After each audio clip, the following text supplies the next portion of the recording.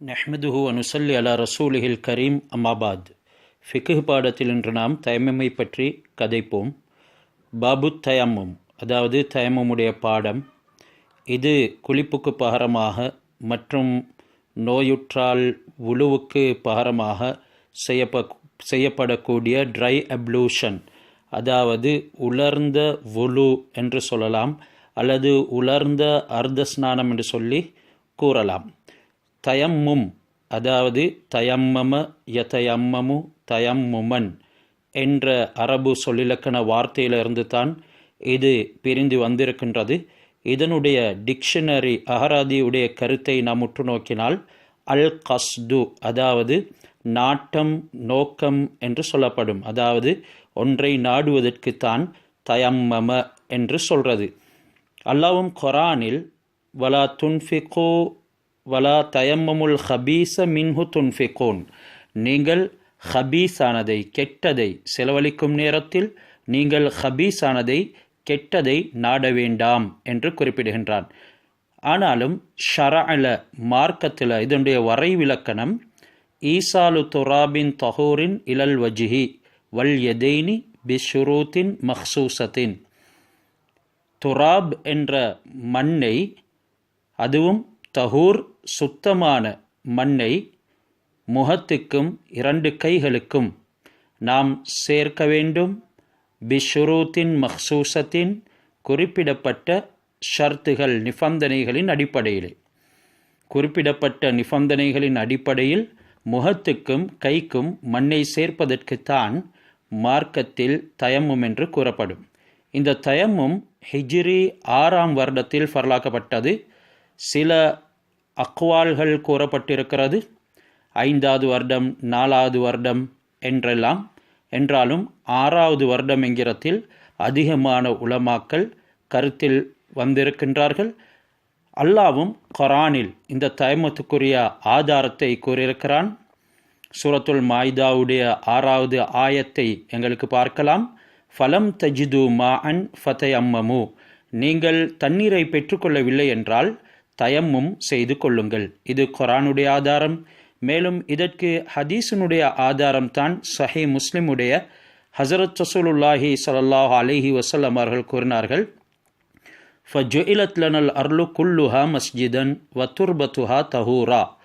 மஸ்ஜிதாக முழு பூமியும் எங்களுக்கு ஆக்கப்பட்டிருக்கிறது. அதாவது முழு பூமியும் சஜிதா செய்யப்படக்கூடிய இடமாக எங்களுக்கு அல்லாஹ் சுப்ஹானஹு வ தஆலா ஆக்கி தந்திருக்கின்றான். முன்னிய உம்மத்தினருக்கு பூமியில் எல்லா இடத்திலையும் தொழ முடியாது. அவர்கள் குறிப்பிட்ட இடங்களிலே, வணக்க ஸ்தலங்களிலே மாத்திரம்தான் தொழ முடியும். என்றாலும் கூட இந்த உம்மத்துக்கு கொடுக்கப்பட்ட ஒரு மாபெரும் ஹுசூசியத், விசேடமான ஒரு சிறப்பம்சம்தான் பூமியில் சுத்தமான இடங்கள் அனைத்திலையும் தொழ முடியும். மேலும் வத்துர்பத்துஹா தஹூரா, அந்த பூமியினுடைய மண்ணை அல்லாஹ் சுப்ஹானஹு வ தஆலா சுத்தம் செய்யக்கூடிய ஒரு கருவியாகவும் ஆக்கி தந்திருக்கின்றான். இந்த மண் எங்களுக்கு 1000 வருடங்கள் தண்ணீர் இல்லாத பொழுதிலும் சுத்தம் செய்வதற்கு ஏதுவானது, தோதுவானது என்கிறதனை ஹஸரத் ரசூலுல்லாஹி ஸல்லல்லாஹு அலைஹி வஸல்லம் அவர்கள் கூறியிருக்கிறார்கள். அறவே தண்ணி இல்லாமல் இருக்கும் பொழுது இந்த மண்ணினால் தயம்மும் செய்வது, அந்த தயம்முமின் மூலமாக எங்களுடைய வணக்க வழிபாடுகளை ஆகமாக்கிக் கொள்வது கட்டாயமாக இருக்கிறது. இதற்கு அரபியில் அசீமா என்று சொல்லப்படும். அதே நேரம் நோயின் காரணமாக அல்லது வைத்தியர் தண்ணீரை பாவிக்க வேண்டாம் என்று சொல்லியிருக்கக்கூடிய சந்தர்ப்பங்களில் நாங்கள் அந்த தயம்முமை செய்கிறது இதற்கு ருஹ்ஸா, அதாவது சலுகை என்று கூறப்படும். இந்த அடிப்படையில் இந்த தயம்முமுக்கு பல அர்கான்கள், அதாவது கட்டாயமான விடயங்கள், தயம்மும் செய்கிறதுக்கு உண்டான அஸ்பாபுகள், காரணங்கள், மேலும் தயம்முமுக்குரிய ஷுரூத்துகள் என்ற நிபந்தனைகள், முபித்திலாத், அதாவது முபித்திலாத்து தயம்மும் என்ற தயம்முமை பாத்திலாக்கக்கூடியவைகள் என பல அம்சங்கள் இதில் இடம்பெறுகிறது. இந்த அடிப்படையில் நாம் முதலாவது அம்சமாக இன்று ஒற்று நோக்குவோம் தயம்முடைய ஷர்த்துகள். கிதாபுல கூறப்படுகிறது, ஷுரூத்து தயம்முமி சலாசத்துன். இது ஒரு பாடம்ங்கிறதனை யாரும் மறந்துவிடக்கூடாது. எனவே நாம் கிதாபுகளில் இருக்கக்கூடிய விடயங்களைத்தான் உங்களுக்கு கூறுவோம். அதுதான் உறுதியான விடயங்கள் என்கிறதனையும் மனதிலே நாம் வைத்து கொள்ள வேண்டும். நம்முடைய மனோ இச்சை பிரகாரம் எதுவும் கூற முடியாது. ஐம்மாக்கள் இமாம்கள் எங்களுக்கு எதனை வகுத்து தந்திருக்கின்றார்களோ குர்ஆன் சுன்னாவுடைய நிழலிலிருந்து அதனைத்தான் நாம் எடுத்துக்கொள்ள வேண்டும். அந்த அடிப்படையில் முதலாவது அந்த ஷர்த்து தான், நிபந்தனை தான், ஐயகா பாத துஹூலில் வக்தி, தயம்மம் செய்கிறதாக இருந்தால் அது ஃபர்லு தொழுகைக்குரிய தயமுமாக இருக்கும் பொழுது அந்த ஃபர்லு தொழுகையினுடைய நேரம் நுழைந்திருக்க வேண்டும். இது முதலாவது ஷர்த்து நிபந்தனை. முதலாவது ஷர்த்து நிபந்தனைத்தான் ஃபர்லு தொழுகைக்குரிய நேரம் நுழைந்திருக்க வேண்டும்.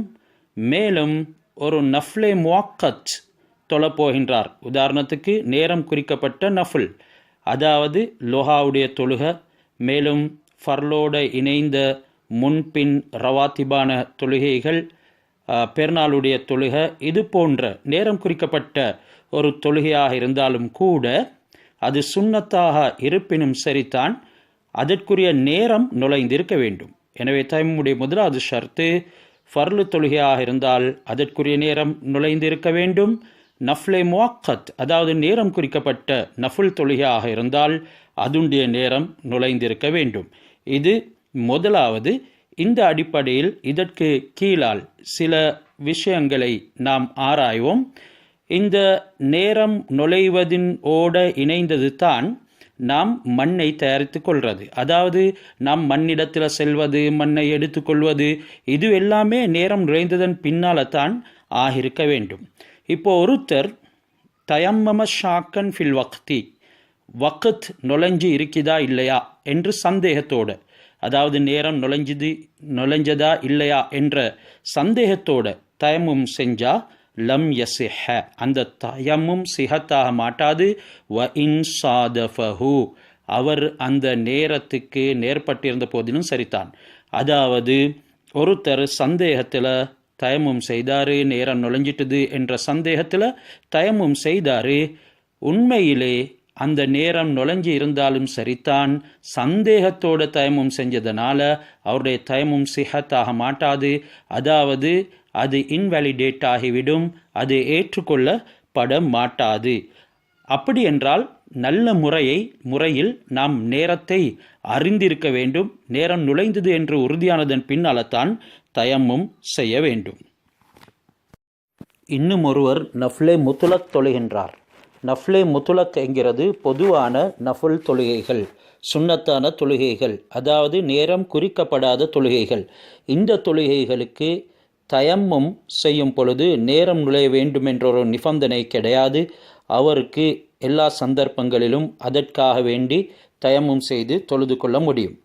தயம்முடைய விடயத்தில் அதுவும் நேரம் நுழைய வேண்டும் என்ற அடிப்படையில் ஒரு ஆச்சரியமான மஸ்அலாவை இங்கே கிதாபிலே எழுதுகின்றார்கள். ஒருத்தர் தயம்மும் செய்தாரு, தப்பிப்போன ஒரு லுஹா தொழுகைக்காக வேண்டி ஒருத்தர் தயமும் செய்தாது. ஞாபகத்தில் வைத்து கொள்ள வேண்டும், லுஹா தொழுகை என்கிறது நஃப்லே முவக்கத், அதாவது நேரம் குறிக்கப்பட்ட ஒரு தொழுகை.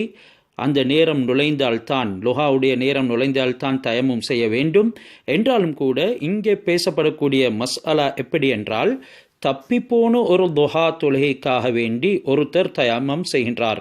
அதாவது நேற்றைய தினம் அவருக்கு லுஹா தொலை கிடைக்கவில்லை, இன்றைய தினம் அவர் அதனை நிறைவேற்ற முயற்சிக்கின்றார். அதற்காக வேண்டி தயமும் செய்து கொண்டார். ஃபலம் யுசல்லிஹா ஹத்தா ஹலரத்தில் துஹரு, இப்போ பகலுடைய லுஹர் தொழுகை வரும் வரைக்கும் அவருக்கு அந்த துஹா உடைய தொழுகை தொழ முடியாமல் போய்விட்டது. இப்பொழுது ஃபலஹு ஐயுசல்லியஹா பிஹி, அவருக்கு அந்த தயமுமின் மூலமாக லுஹர் தொழுகையை தொழ முடியும் என்கிறார்கள்.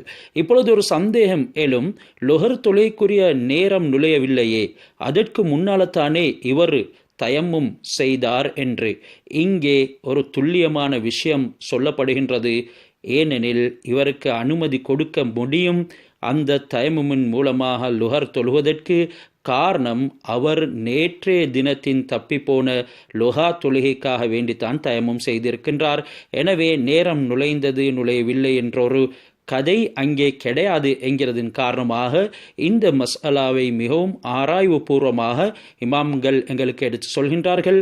அந்த அடிப்படையில் அவருக்கு அந்த தப்பிப்போன லுஹா தொழுகைக்கு செய்த தயம்முமின் மூலமாக அவர் அந்த லுஹாவை தொழவில்லை என்றிருந்தால் அந்த தயம்மும் முறியவில்லை, அதாவது உழுவை முறிக்கக்கூடிய காரியம் எதுவும் நடக்கவில்லை என்றிருந்தால் அதன் மூலமாக அவருக்கு அன்றைய தினத்தில் லுஹர் தொழுகையை தொழ முடியும். அவுஃபா இத்தன் ஒஹ்ரா, அல்லது வேறு தப்பி போன ஒரு தொழுகையை தொழ முடியும். எனவே தயம்முடைய ஷர்த்துகளில் முதலாவதை நாம் பேசியிருக்கின்றோம். அடுத்து இரண்டாவது மூன்றாவதை பிறகு பேசுவோம்.